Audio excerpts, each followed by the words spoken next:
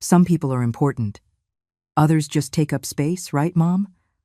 That was what my son said. Raphael, my son. He raised his glass in front of everyone, smiled, and let those words drop as if they were part of the toast. As if I wasn't there, sitting at the end of the table, watching everyone laugh. It was his birthday. 42 years old. The house was full. There was soft music playing, red wine, plates with leftover food, warm lights that made everything seem perfect. Raphael was standing, wearing that immaculate white shirt that probably cost over $200, his watch gleaming on his wrist, and his wife beside him with that smile that never really included me. I was sitting at the end of the table. Literally, at the end, where they used to put the empty trays or the used napkins. No one asked me where I wanted to sit. No one said anything when I settled in there, because I already knew that was my place now. My son cleared his throat. Everyone fell silent. He raised his glass higher and repeated, looking right at me. Because let's be honest, some people are important. Others just take up space. And then they all laughed. It wasn't an uncomfortable laugh. It was a real, shared laugh, as if they had all been waiting for that moment. As if they all knew who he was talking about. Raphael's wife covered her mouth, but her eyes were shining with amusement. The cousins nodded. Tia Alma lowered her gaze, but she smiled too. I didn't move. I didn't scream. I didn't cry. I didn't even look down. I just sat there, my glass in my hand, feeling how the silence in my own throat weighed more than any answer I could give. I felt the heat rise up my neck, not from shame, from rage. But a cold, controlled rage, the kind that burns you from the inside but doesn't make you tremble, the kind that teaches you to wait for the exact moment. Raphael kept talking. I mean, you have to be realistic, right? There are people who add value, and there are people who, well, you know. He shrugged. Everyone laughed again. Someone said, "Cheers," and they clinked their glasses. I was still motionless, watching him, remembering when he was 5 years old and cried in the middle of the night because he had a fever. I didn't sleep that night. I stayed awake, putting cold cloths on his forehead, singing to him softly to calm him down. We didn't have money for the doctor. We barely had enough to eat. But I was there, remembering when he was 12 years old and got beaten up at school. He came home with a black eye, his shirt torn, crying with rage and humiliation. I hugged him. I told him he was strong, that he was going to get through it, that it didn't matter what other people said, that I would always be there, remembering when he was 17 years old and wanted to go to college. We didn't have money. I worked double shifts for 2 years to pay for his studies. I sold the jewelry my mother had left me. I sold furniture. I sold everything I owned that had value, except for my dignity. I held on to that. Until today. And now there he was, standing, with his $200 shirt, his watch that cost more than 6 months of my rent, his enormous house that I helped pay for with the first $1,000. I saved cleaning other people's houses, telling me in front of everyone that I just took up space. The laughter continued. Someone told a joke. Someone else asked for more wine. The music got a little louder, and I was still there, at the end of the table, invisible but present, silent but awake. Then I took a deep breath. I set my glass down on the table. I stood up slowly, without making a sound, but everyone noticed. The laughter died down. The conversation stopped. Raphael looked at me, still with that smile, but now with a hint of surprise, as if he didn't expect me to do anything. And I spoke, calmly, without shouting, without trembling. It's a good thing you mentioned that, Raphael, because you're right. Some people are important, and others just take up space. He looked at me, confused. Everyone was looking at me. Nobody moved. I continued speaking. It's a good thing I just bought my own house, 2,000 miles from here. I've already signed. I've already paid. I already have the keys. The silence changed. It was no longer the silence of shared laughter. It was the silence of surprise, of confusion, of fear. Raphael opened his mouth but said nothing. His wife's smile vanished. The cousins looked at each other. Tia Alma looked up. Don't worry, Raphael. You will never again have to put up with me taking up space in your life. I'm leaving, and this time, for good. I grabbed my purse, I turned around, and I walked toward the door. No one stopped me. No one said a word. I only heard the sound of my own footsteps on the hardwood floor. And then, the sound of the door closing behind me. It was cold outside, but I didn't feel anything. Only relief, only clarity, only the certainty that I had just done what I should have done years ago. I got in the car. I started the engine. And as I drove through those streets I knew by heart, the same streets where I raised that boy who now despised me, I realized something. I didn't just take up space. I built the space where he now lived. And it was time to build my own. I drove for 20 minutes, with no real destination. I just drove. The streets were empty. It was late. The streetlights illuminated the pavement, wet from the last rain. My hands were shaking on the steering wheel. But not from fear, from liberation. Like when you let go of something you've been carrying for so long that you don't even remember what it feels like to live without that weight. I stopped in front of a park. The same park where I used to take Raphael when he was little. Where I taught him how to ride a bike. Where he fell and scraped his knees. And I wiped away his tears, telling him that the pain passes, but the courage to try again is what matters. I turned off the engine. I sat there, in silence, watching the empty swings moving with the wind, and then I cried. Not from sadness, from rage, from helplessness, from years of making myself small so others could feel big, from years of saying yes when I wanted to say no, from years of swallowing my words so I wouldn't ruin the peace of a family that never gave me any peace. I cried for everything I didn't cry at that table, everything I didn't cry when I was seated at the end, like an unwelcome guest in my own son's life. Everything I didn't cry when I heard that shared laughter. That laughter that erased me. But after the tears, something else came. Clarity. The same clarity I'd had 3 months ago when I made the most important decision of my life. The decision no one knew about. The decision I had just revealed at that table. And that changed everything in a second. Because I hadn't spoken on impulse. I didn't say that because I was hurt and wanted to hurt him back. I said it because it was true. Because 3 months ago, I started planning my exit, in silence. Without telling anyone, without asking for permission. 3 months ago, I got a call. It was Leandra, my distant cousin, the one who lives in a small town near the coast, 2,000 miles from this city that no longer felt like mine. She told me a neighbor of hers was selling her house. A small, 2-bedroom house, with a garden out front, and a porch where you could watch the sunset. She sent me photos. I stared at those photos for hours. The house wasn't fancy. It didn't have marble floors or huge windows like Raphael's house. But it had something I hadn't had in years. Peace. Silence. Space that was mine and no one else's. I asked her the price. She told me the owner was asking $60,000. I had $42,000 saved up. I had been saving for years.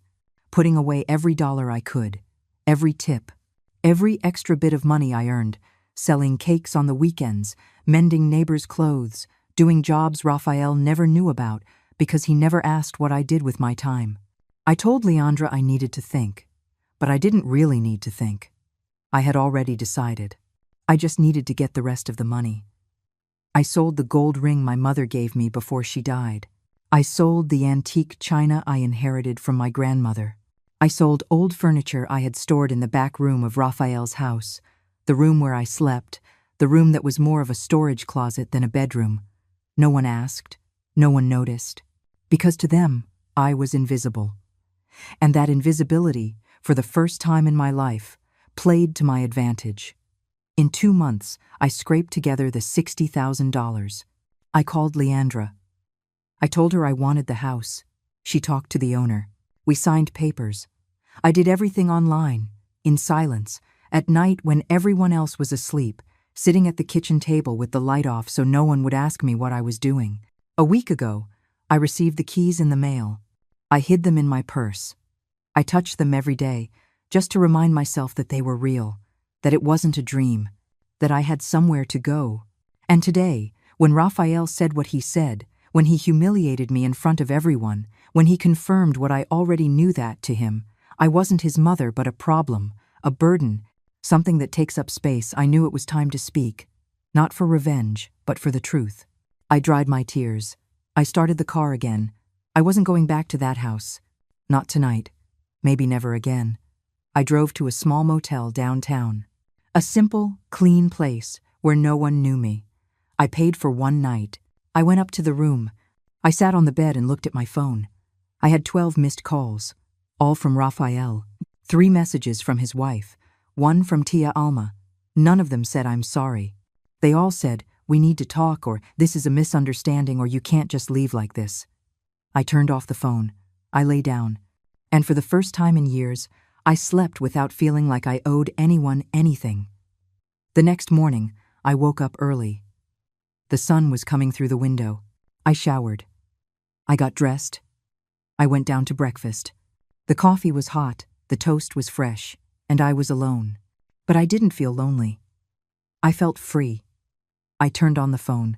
More calls, more messages. This time, even the cousins had written.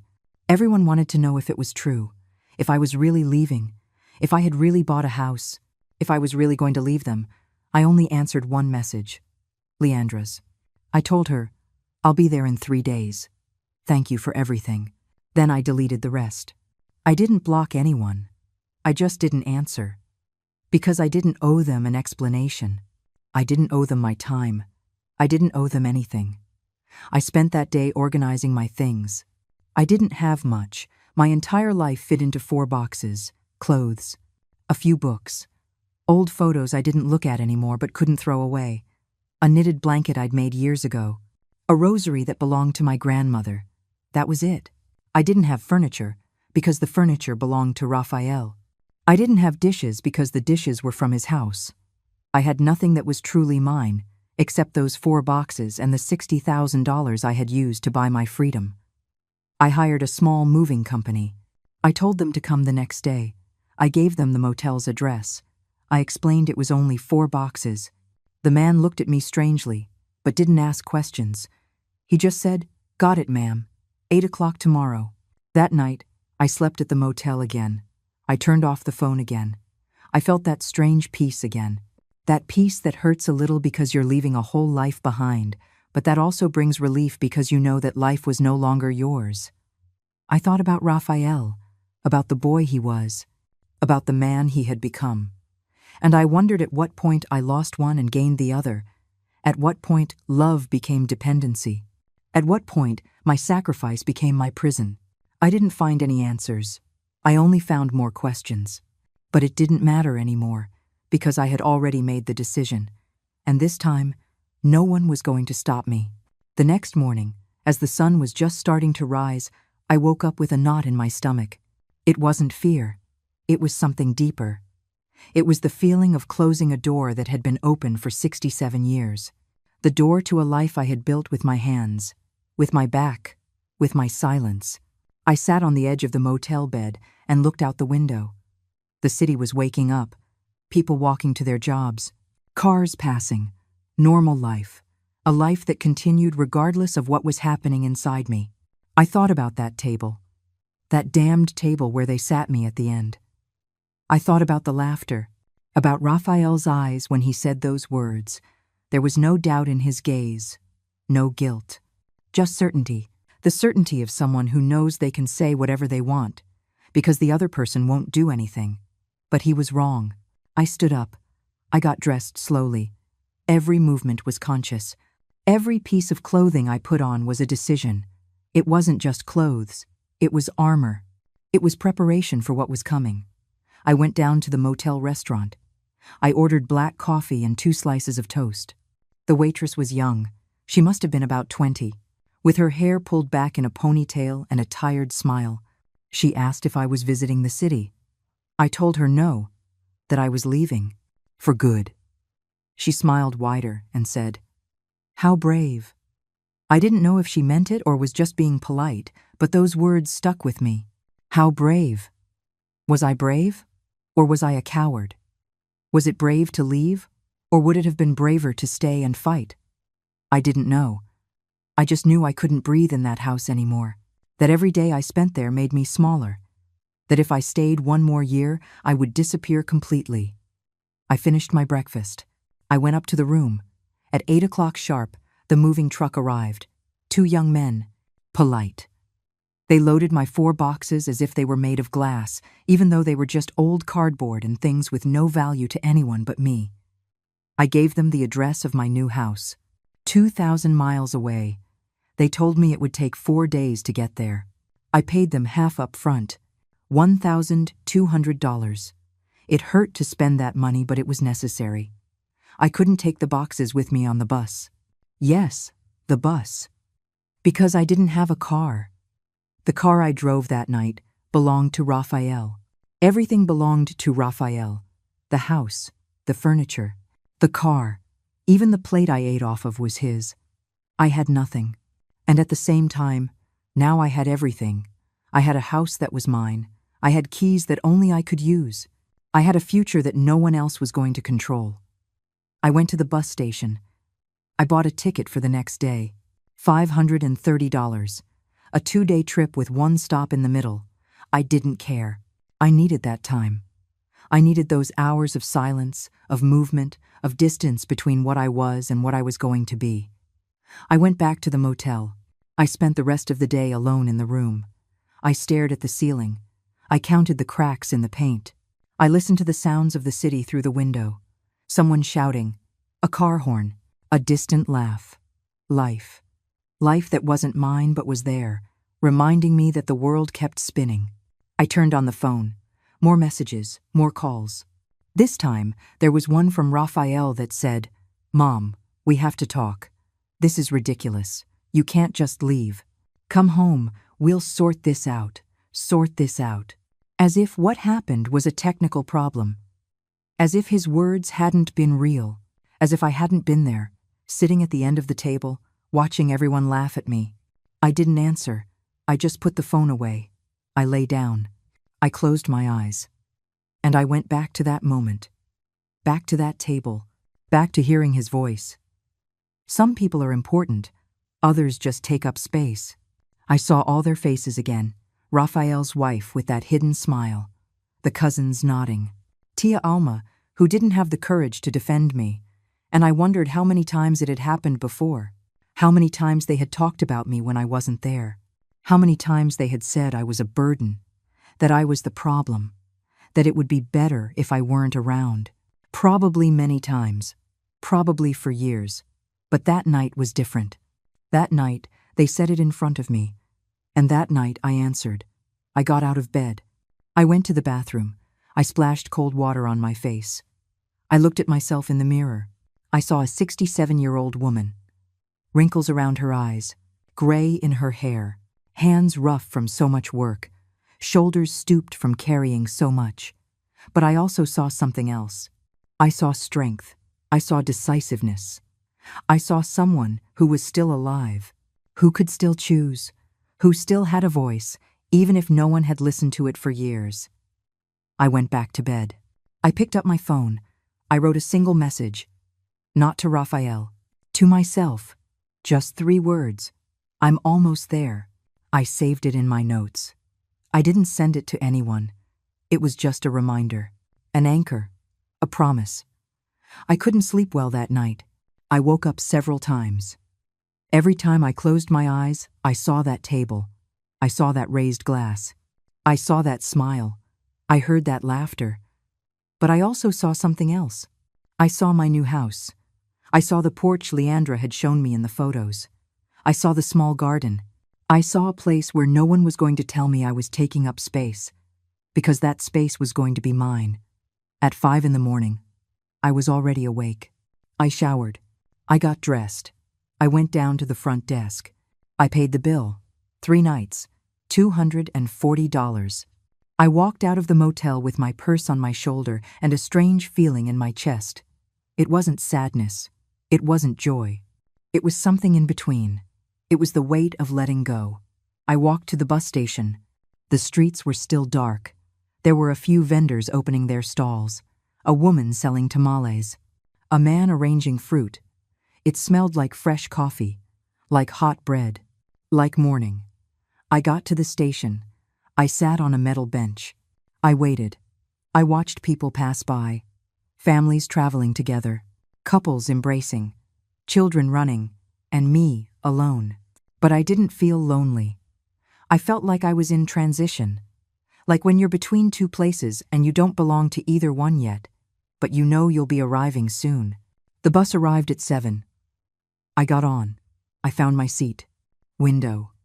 Row 12. I put my purse on my lap. I settled in. I looked out the window. The bus started to move. And as we left the city, as the streets I knew became smaller, more distant, blurrier, I felt something I hadn't felt in years. I felt hope. Small, fragile, but real. I closed my eyes. I took a deep breath, and for the first time in a long time I smiled. Not because I was happy, but because I knew I was going to be. Soon. Very soon. The bus moved down the highway, and I stared out the window without really seeing anything. I thought about how I had gotten here. How a woman who once had her own dreams ended up sitting at the end of a table, being the butt of her own son's joke. I closed my eyes and went back. Much further back. Raphael was born when I was 25 years old. His father left when he was 6 months old. There was no goodbye. No explanation. Just one morning I woke up, and he was gone. He left a note on the kitchen table that said, "I can't handle this. I'm sorry." That was it. 27 words to end a life that was just beginning. I was left alone with a baby who cried every night. With no money, no family nearby, nothing but my hands and the need to survive. I worked every job I could. I cleaned houses. I washed other people's clothes. I watched other women's children while mine slept in a cardboard box I had turned into a crib because I didn't have money to buy a real one. Raphael grew up watching that. He grew up watching his mother leave before dawn and come back after dark. He grew up eating whatever I could buy with the coins I scraped together at the end of the week. He grew up wearing clothes that other mothers threw away, clothes I mended with my own hands to make them look new. But he never lacked for love. He never lacked for attention. Every night, no matter how tired I was, I sat with him. I read him stories. I sang him songs. I told him he was smart, that he was strong, that he was going to be someone important in life. And he was. He graduated from school with good grades. He got into college thanks to the savings I had scraped together for years. He studied business administration. He got a job at a big company. He started making money. Good money. More money than I had ever seen in my life. At first, everything was fine. He would invite me out to eat. He would ask how I was. He would buy me small things. Nothing fancy, but things that meant he was thinking of me. I was proud. I thought all the sacrifice had been worth it, that my son had grown into a good man. But then he met his wife, Fabiana, a woman from a wealthy family, with an education, with that air of superiority you notice from the first moment. The first time I met her, she extended her hand to greet me, but she didn't look me in the eye. She looked at the old dress I was wearing. She looked at my rough hands. She looked at me the way you look at someone who isn't on your level. Raphael didn't notice. Or he didn't want to notice. He was in love. Or maybe he was just in love with the idea of belonging to a world that had always been denied to him. The world of people with money, with important last names, with big houses and new cars. They got married 6 months later. The wedding was expensive. Very expensive. 500 guests. A huge ballroom. Imported flowers. French wine. A dress that cost over $8,000. I helped pay. Not because he asked me directly, but he would drop comments. "Mom, the wedding is so expensive. I don't know how we're going to cover everything." And I, as always, took out my savings. $3,000. Everything I had saved at the time. At the wedding, they sat me at a table in the back, near the kitchen, far from the main table where Raphael was with Fabiana and her parents. Someone told me it was because there wasn't enough space. I didn't say anything. I just smiled and ate in silence while I watched my son dance with his new wife, surrounded by people who had never cleaned a floor in their lives. After the wedding, things changed. Slowly. So slowly that I didn't realize it until it was too late. The calls became less frequent. The visits, too. When I went to their house, there was always a reason I couldn't stay long. Mom, we have an important dinner. Mom, today isn't a good day. Mom, we're tired. Fabiana stopped pretending to like me. She started making comments. Small. Sharp. Clotilde, that blouse is getting really old. Clotilde, you should dye your gray hair. Clotilde, don't you have anything else to do at your house? Always with a smile. Always with that tone that made her words sound like advice, but were really blows. Raphael didn't stop her. Sometimes he even laughed, as if it were funny, as if I were the joke. Years passed. Raphael prospered. He started his own business. He bought a bigger house. He changed his car twice. He traveled to Europe, to Asia, to places I had only seen in old magazines. And I kept living in the same small apartment where I raised him, working, saving, hoping that one day my son would go back to being the boy who hugged me and told me I was the best mom in the world. But that boy didn't exist anymore. Or maybe he never really existed. Maybe he was just an illusion, a projection of what I wanted him to be. 2 years ago, the owner of the apartment where I lived told me he was going to sell the building, that I had to leave. I panicked. I had nowhere to go. I didn't have enough money to rent another place. The prices had gone up too much. I called Raphael. I explained the situation. There was silence on the other end. Then he said, "It's okay, Mom. You can come live with us, but just for a little while, until you find something." I moved into their house, into the back room, the one they used for storage. Fabiana didn't say anything, but her face said it all. Every time she saw me, she frowned, as if my presence was dirtying her perfect house. Raphael told me not to worry, that it was temporary, that I would find something soon. But months passed, and there were never any conversations about finding me a place. There was only silence, and glances, and that constant feeling of being where I wasn't supposed to be. I started to make myself invisible. I got up early so I wouldn't be in the way in the kitchen. I ate quickly. I locked myself in my room. I went out very little. I spoke even less. I became a ghost in my own son's house. And then that night came, that damned birthday night, when everything exploded, when Raphael said out loud what everyone else was thinking in silence, that I just took up space. But what he didn't know, what none of them knew, was that I had been planning my exit for months, that every dollar I saved, every item I sold, every sacrifice I made was for this, for the moment I could leave, for the moment I could say enough. And that moment came, and I seized it. I opened my eyes. The bus was still moving. Outside, the landscape had changed. There was no more city, just countryside, trees, mountains in the distance, open sky. I took a deep breath. I took the keys out of my purse. I touched them. Cold, real, mine. I smiled, because this time, the space I was going to occupy was going to be mine. And no one, absolutely no one, was going to tell me I didn't deserve to be there. The bus stopped at a rest stop. It was noon. The sun was beating down on the windows. People started to get off to stretch their legs, buy something to eat, use the restroom. I stayed seated for another moment, looking out the window, thinking. I thought about the exact moment I decided to leave. It wasn't that night at the birthday party.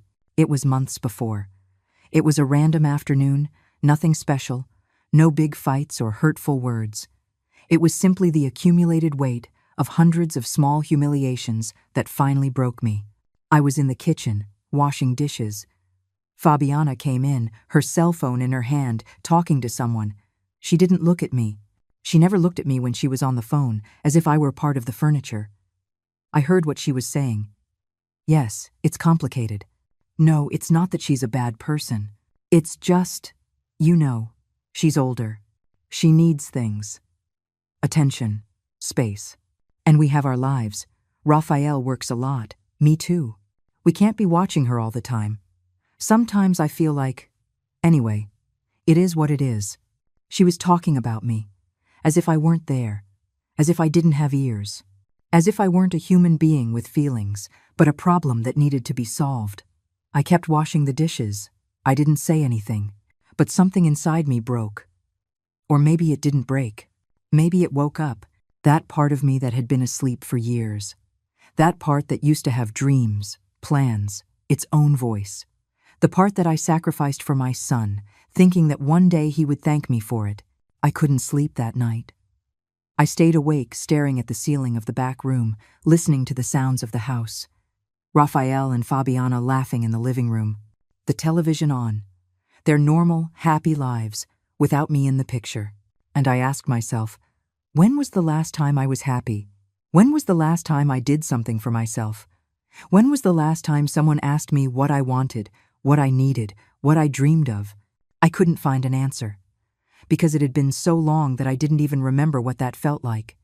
To be the owner of my own life. The next morning, I started. Slowly. Without telling anyone.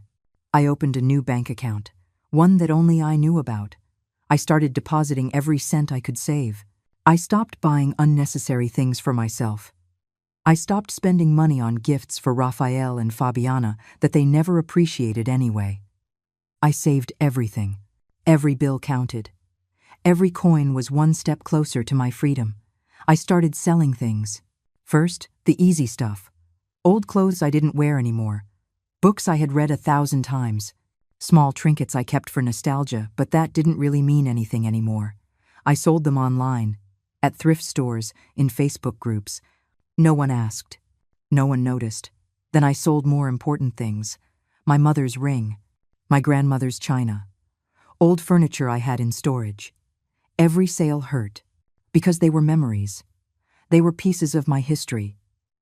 But at the same time, every sale brought me closer to my new life. And that hurt less than staying. The weeks passed. The money grew. $40,000. It was more than I'd ever had at one time in my entire life. I felt powerful. In secret. In silence. But powerful. And then Leandra's call came. My cousin.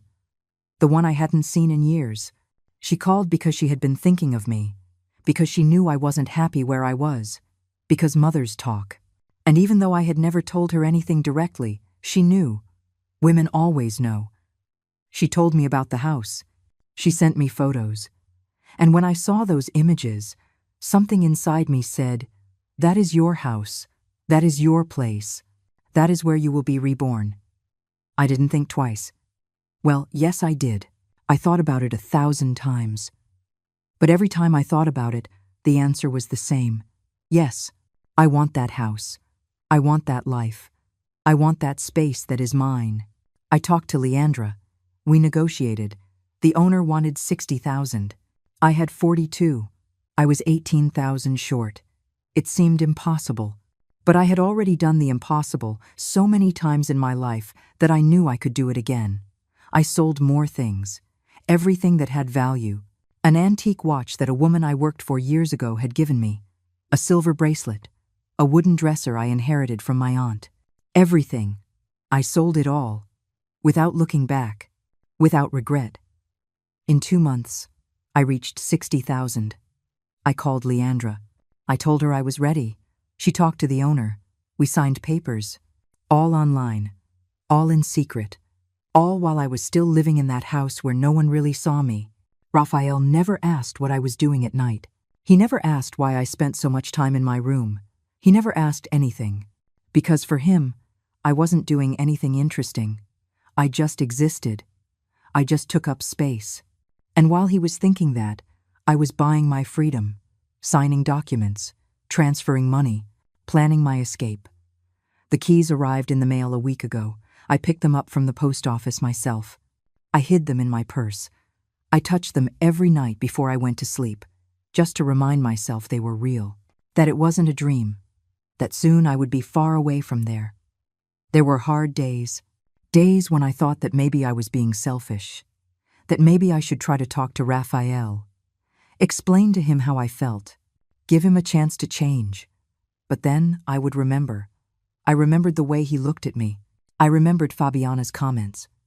I remembered the times they talked about me as if I weren't there. I remembered that I was no longer his mother. I was his burden. And you don't listen to burdens. You just tolerate them until you can get rid of them. I was going to get rid of them first, not with violence, not with shouting, but with the most powerful decision a woman can make, the decision to leave. I got off the bus. I walked to the small cafeteria in the station. I ordered a coffee and a sandwich. I sat at a table by the window. I ate slowly, watching people pass by, families, couples, people alone, like me, all with their own stories, their own pain, their own decisions. I took out my phone. I turned it on. More messages. This time, one from Tia Alma that said, "Clotilda, please, answer. Raphael is worried. We're all worried. This isn't right. You're his mother. You can't just leave like this." I read the message 3 times. And each time, I got angrier. Because no one was worried when they sat me at the end of the table. No one was worried when they treated me like I was invisible. No one was worried when I cried in silence all those nights in the back room. They were only worried now, because I left. Because I took control. Because I stopped being the submissive mother who accepted everything without saying a word. I didn't answer. I turned off the phone again. I finished my coffee. I went back to the bus. The journey continued. Hours and hours of highway. Of landscapes that changed. Of small towns that appeared and disappeared out the window. And me, just sitting there, feeling how every mile moved me further from my past and closer to my future. For the first time in years, I felt like I was doing something good for myself. Not for Raphael, not for Fabiana, not for anyone else. For me. Just for me. And that didn't make me selfish. It made me free. The bus arrived at the second rest stop as it was getting dark. We had been traveling for most of the day. My body was tired, but my mind was more awake than ever.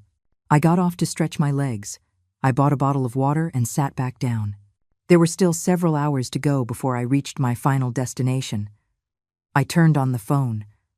I knew I shouldn't, but something inside me needed to see. I needed to know what was happening on the other side. What were they saying? What were they thinking? How were they reacting to my absence? I had 27 missed calls, 18 messages, all from Raphael, Fabiana, Tia Alma, the cousins. There was even one from a number I didn't recognize. I opened it. It was from Rodrigo, Raphael's cousin, who barely spoke to me at family gatherings. "Tia Clotilda, is it true you left? Is the house thing true? Raphael is going crazy. He says it's a misunderstanding, that you didn't want to understand the toast, that you're overreacting. But I was there. I heard what he said. And I know you're not overreacting. I just wanted to tell you that." I read the message several times. It was the first one that didn't ask me to come back. The first one that didn't make me feel guilty. The first one that simply acknowledged that what happened, happened. I didn't answer.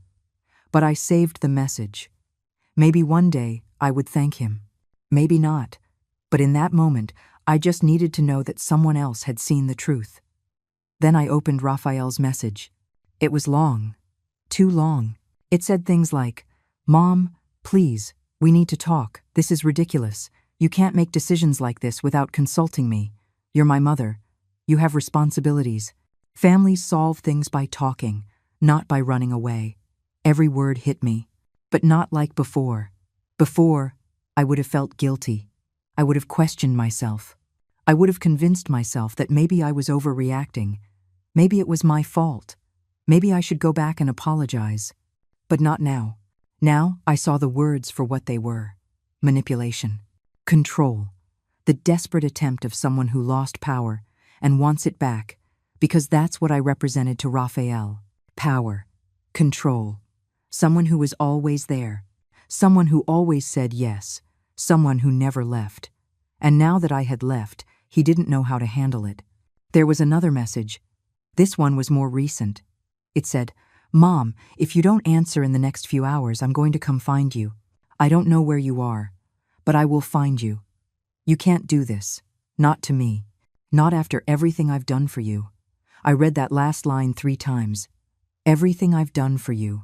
As if letting me live in the back room of his house was a favor. As if tolerating me was an act of charity. As if I owed him something. And I realized something. Raphael truly believed that. He really thought he had done me a favor. That he had saved me. that I was indebted to him. He never stopped to think about everything I did for him. The years I worked tirelessly to feed him, the nights I didn't sleep because he was sick, the money I spent on his education, his wedding, his life, the sacrifices I made without asking for anything in return. To him, none of that counted, because that's what mothers did. It was my obligation, my duty. It wasn't love. It wasn't sacrifice. It was just what was expected of me. But letting me live in his house, that was a favor. That deserved eternal gratitude. I turned off the phone. This time, I did it with anger. With the anger that comes from years of being invisible, from years of giving without receiving, from years of being treated as less than I was. The bus started moving again. The night had fallen completely. Outside, everything was dark. You could only see the lights of a few towns in the distance. Inside the bus, most people were asleep. I couldn't sleep. I kept thinking, kept remembering. I remembered the first time Raphael told me I was a burden. Not in those exact words, but close. It was a year ago. We were in the kitchen. I was making dinner. He came home from work, stressed, tired. Fabiana wasn't there. He sat at the table and said, "Mom, I need to talk to you." My heart stopped. I knew it wasn't going to be good. I sat across from him. "Look," he said, not looking me in the eye. "I know it's been hard for you to be here. And believe me, it's been hard for us too. It's not that we don't love you. It's just that Fabiana and I need our space. And lately, I feel like I don't know how to say this without it sounding bad. Just say it," I told him, because I already knew what was coming. "I feel like your presence here is affecting our relationship." Fabiana complains. She says she has no privacy, that she can't do things the way she wants in her own house. And I don't know what to do. You're my mother. I'm not going to kick you out on the street. But I can't sacrifice my marriage for you either. Sacrifice his marriage for me, as if I were the problem, as if I were there by choice, as if he hadn't been the one to offer me a place to stay when I had nowhere to go. I didn't say anything. I just nodded. I got up. I went back to the stove. I finished cooking. I served dinner. We ate in silence. And after that night, something changed. Or maybe nothing changed. Maybe what had always been there just became more visible. I started to notice more things. The way Fabiana would sigh when I entered a room. The way Raphael avoided introducing me when his friends came over. The way they both spoke in low voices when they thought I wasn't nearby. I overheard them once. They were in their bedroom. I was walking down the hall. Fabiana was saying, "I don't know how much longer I can take this, Raphael. She's your mother, I get it. But this can't be forever. We need to find her something. A home. A small apartment. Something." "I know," Raphael replied. "I know. Give me time. I'll solve it." Solve it. As if I were a problem that needed a solution. As if I were a math equation and not his mother. I kept walking. I didn't say anything. But that night, lying in the back room, I decided that I wasn't going to wait for them to solve me. I was going to solve myself. And I started. I started saving with more intensity. I started looking for options. I started planning my exit. In silence. Because if I had learned anything in that house, it was that my words had no value. Only my actions did. The bus took a sharp turn, pulling me out of my thoughts. I looked out the window.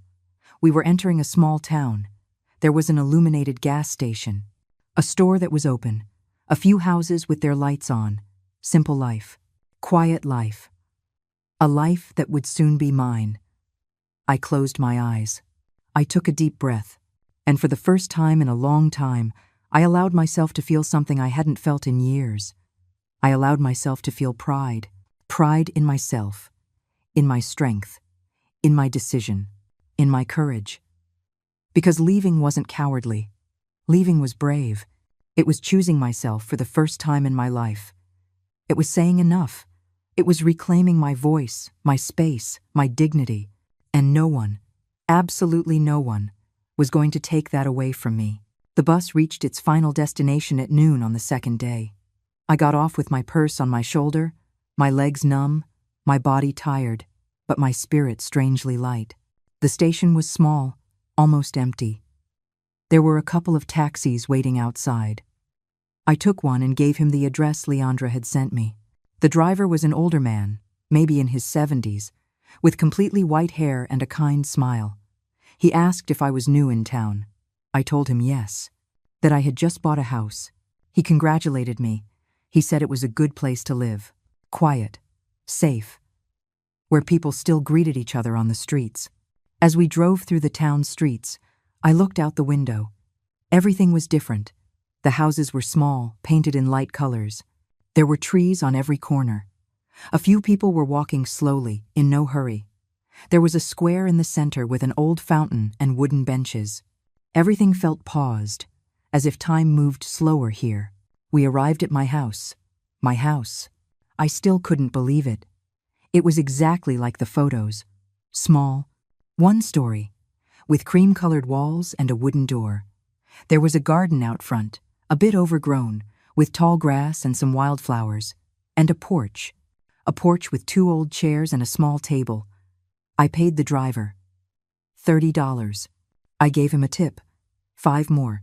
He thanked me and left. I stood in front of the house, my purse in my hand, looking at what was now mine. I took out the keys, the same keys I had touched every night for a week. I put one in the lock. I turned it. The door opened. I walked in slowly. The inside was empty, completely empty. No furniture, no curtains, just white walls, a wooden floor, and the musty smell of a house that had been uninhabited for months. I walked through each room. The living room, the small kitchen with an old but functional stove, the bathroom with white tiles and a tub that needed cleaning, the 2 bedrooms, one bigger than the other, both with windows that looked out onto the backyard. I stood in the middle of the larger room, the one that was going to be mine. I looked around. Empty, silent, peaceful, and I cried. But this time, not from sadness. From relief, from gratitude, from freedom. I sat on the floor. I took out my phone. I turned it on. More messages, many more. But now there was a different one. It was from Raphael. It said, "Mom, I know where you are. I talked to cousin Leandra. I'm on my way. We need to talk. This isn't going to end like this." I read the message twice. I felt a knot in my stomach. Not from fear, from anticipation. Because I knew this was going to happen. I knew Raphael wouldn't let me go that easily. Not because he loved me, but because he couldn't accept that I had made a decision without his permission. I called Leandra. She answered on the second ring. "Clotilde, you made it." "Yes, I'm at the house." "Thank you for everything, Leandra. Really. You don't have to thank me. It's your house. You deserve it." "Hey, I have to tell you something. Raphael called me an hour ago. He was furious. He demanded I tell him where you were. I tried not to, but he threatened to come anyway. To search the whole town. I don't know. I got scared. I gave him the address. I'm sorry. Don't apologize. It's okay. He was going to find me sooner or later. Better that it's now. Are you sure? I can come over if you want. So you're not alone." "No, I need to do this alone. But thank you." I hung up. I took a deep breath. I looked around. This house was mine. This space was mine. And no one, not even Raphael, was going to take that away from me. 2 days passed. 2 days in which I cleaned the house from top to bottom. In which I bought the bare minimum. A mattress. 2 sheets. 1 pot. 2 plates. 1 glass. I didn't need more. For now, that was enough. I slept on the floor the first night, on the mattress the second. Both nights were the best I'd had in years. Because the silence was mine. Because no one was tolerating me. Because I was in my own space. And then, on the afternoon of the 3rd day, I heard a car pull up outside. I looked out the window. It was Raphael. With his new car, black, shiny. He got out. He looked at the house with a frown, as if he couldn't believe I lived here. As if it were impossible that I had bought something without his help. I took a deep breath. I went out onto the porch. I stood in front of the door. I waited. Raphael walked toward me. He wasn't smiling. He had that expression he wore when he was angry but trying to control it. The expression he used in his business meetings when something didn't go his way. "Mom," he said. His voice was tense. "We need to talk." "Talk," I said. My voice was calm, cold, nothing like the voice I used to use with him, the soft voice, the voice that always gave in. "What is this? What are you doing here? You bought this house? With what money?" "With my money. The money I saved for years. The money I earned working. The money that is mine. You can't do this. You can't just leave like this. Without telling me. Without talking to me. I'm your son. I know. And I'm your mother. But apparently, that didn't mean anything to you when you said what you said at your birthday party." Raphael pressed his lips together. "It was a comment. A joke. You didn't mean it." "I didn't mean it?" Everyone laughed, Raphael. Everyone. And you did too. Looking right at me. Knowing exactly what you were saying. Knowing you were humiliating me. "You're overreacting. You always overreact to everything." "No. I'm not overreacting. I'm tired. I'm tired of being invisible in your house. Of being treated like a problem. Of hearing you talk about me as if I wasn't there." Raphael took a step back. For the first time, I saw him look uncomfortable, as if he didn't expect me to say that, as if he thought I didn't know. "I don't know what you're talking about," he said. "Yes, you do. I know you talked with Fabiana about putting me in a home. I know you complained that I was taking up space. I know everything, Raphael. Because even if I was invisible to you, my ears worked perfectly." He fell silent, staring at the floor, not knowing what to say. "I came to get you," he finally said, "because you're my mother, because things can be fixed, because we can talk." "No, I'm not going back. You're going to live here? In this middle of nowhere town? In this old house? Alone?" "Yes, that's ridiculous. You're an old woman. You need family. You need support. I need peace. And I didn't have that with you."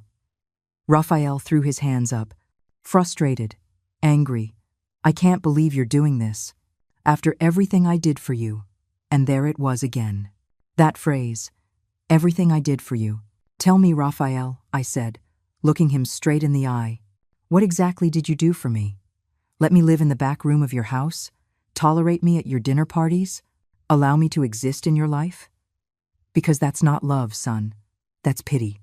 And I don't need your pity." "It's not pity. It's..." "What? Obligation? Duty? Because that's not love, either." Raphael opened his mouth. He closed it. He had no answer. Because he knew it was true. "I gave you everything," I said. My voice was trembling, but not from weakness, from contained strength. "I gave you my youth, my health, my money, my life. And I never asked for anything in return. Only respect, only to be seen. Only to be treated like your mother and not like a problem. And you couldn't even give me that. Mom, no, not anymore. I'm not the mom who says yes to everything anymore. The one who makes herself small so you can feel big. The one who accepts the crumbs of your attention. That mom stayed at that table, at that birthday party. When you laughed at me, Raphael looked at me. And for the first time in years, I saw something in his eyes that I hadn't seen before. Guilt. Real. Deep. But it was too late. "You can go now," I said. "Go back to your house. To your life. I'm going to be fine here. Alone. In my space. The space I bought with my own money. The space where no one is going to tell me I'm in the way." Raphael didn't move for a moment. Then he nodded, slowly, as if he finally understood that he had lost, not his mother, but his control over her.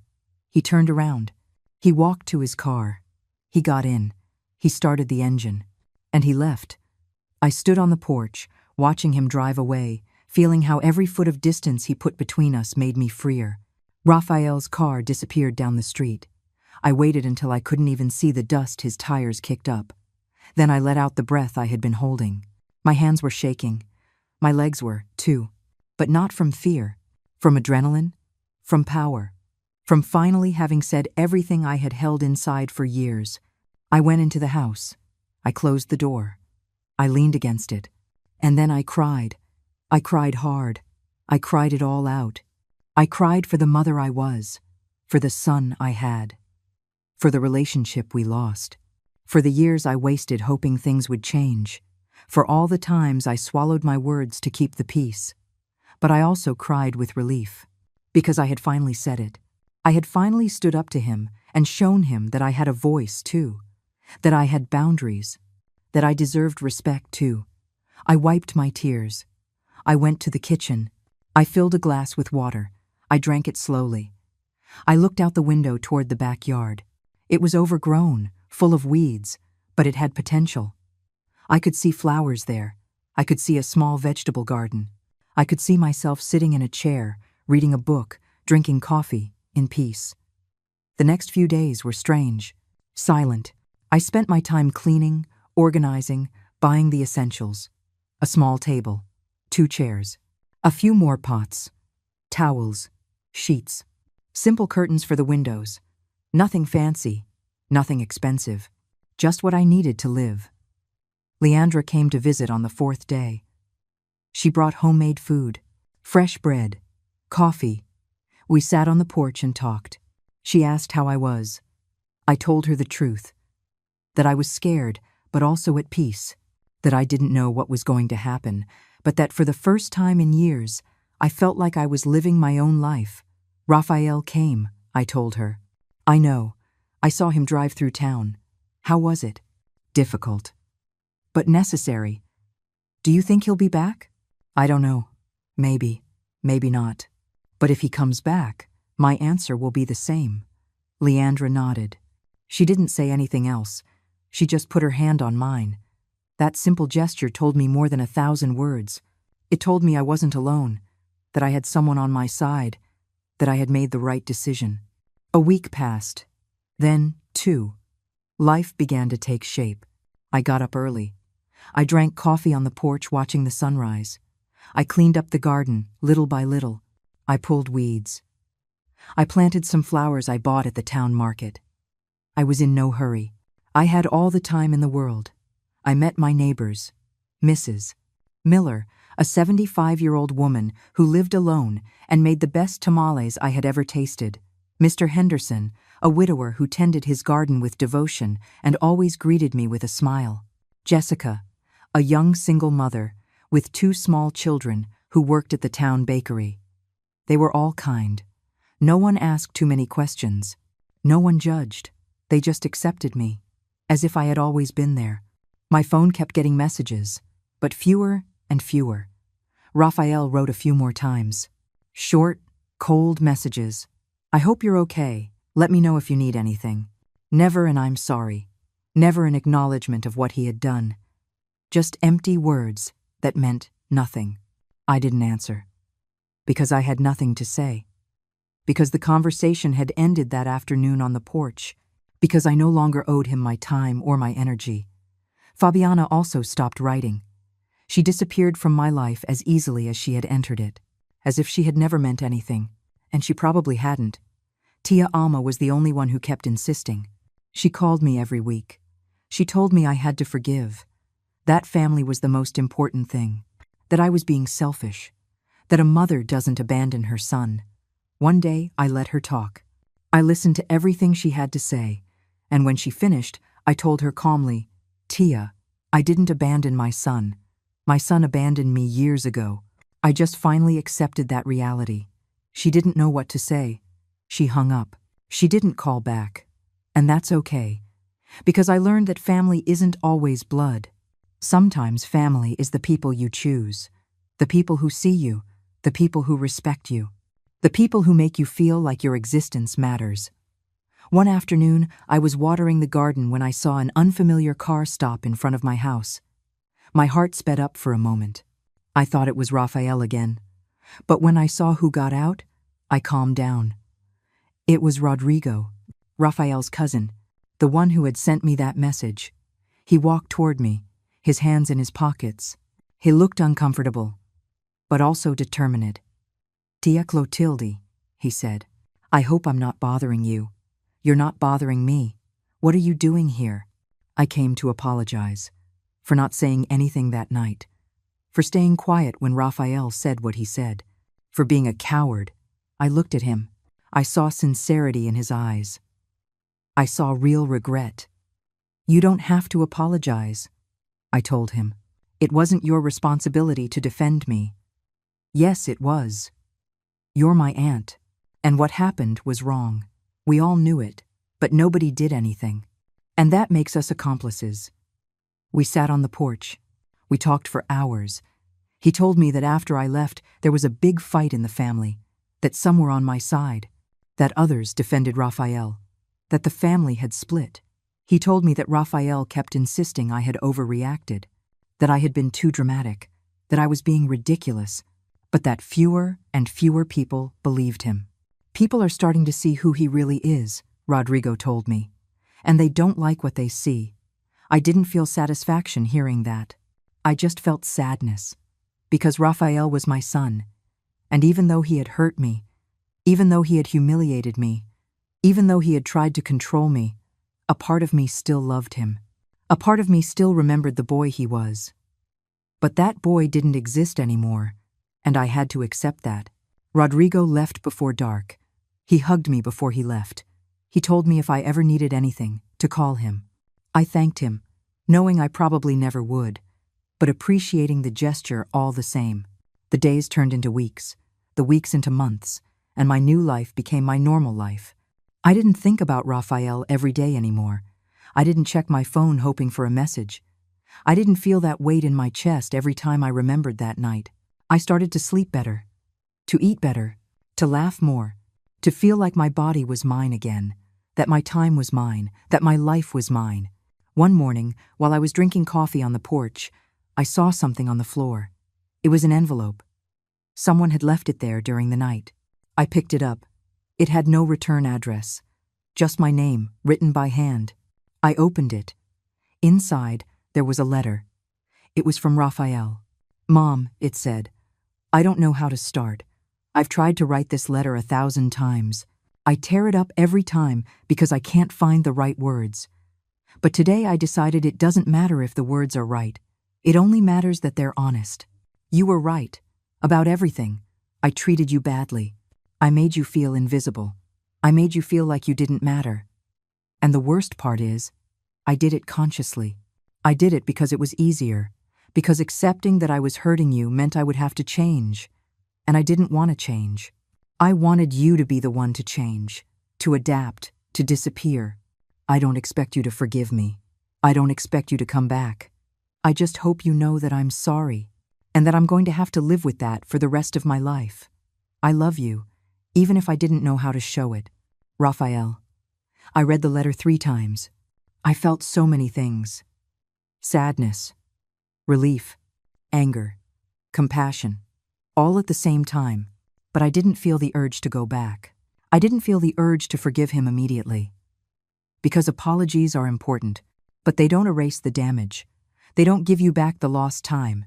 They don't heal the wounds overnight. I put the letter away. Maybe one day I would answer it, maybe not. But for now, I just needed to keep living, to keep healing, to keep being me. I finished my coffee. I looked at my garden. The flowers were shining in the morning sunday. The birds were singing. The wind was moving the leaves gently, and I felt something I hadn't felt in years.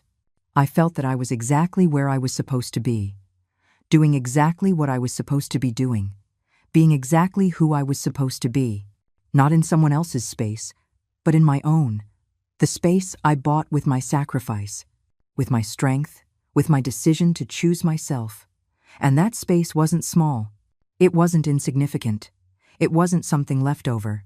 It was mine. It was enough. It was everything. I got up. I watered the flowers. I waved to Mrs. Miller, who was walking down the street. I made breakfast.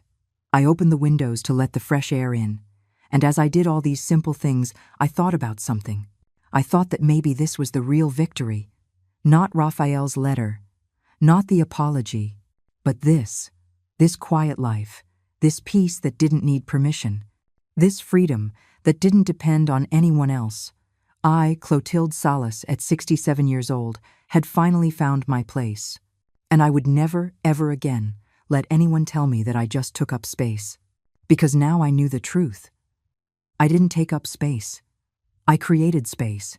And that space was sacred.